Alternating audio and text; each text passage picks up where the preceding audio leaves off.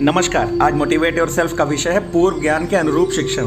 इस कॉन्सेप्ट को समझने के लिए एक प्रशिक्षण में हमें एक चार्ट पर एक पैराग्राफ पढ़ने को दिया गया जिसमें कुछ टर्म्स अंग्रेजी में लिखे थे। सबने उसे पढ़ा पर किसी को उसका सही अर्थ समझ में नहीं आया। फिर प्रशिक्षक द्वारा यह बताया गया कि वो पैराग्राफ यांत्रिक विज्ञान से संबंधित है। उन्होंने एक एक करके सभी नए टर्म्स को एक्सप्लेन किया। फिर से हमें उस पैराग्राफ को पढ़ने को कहा।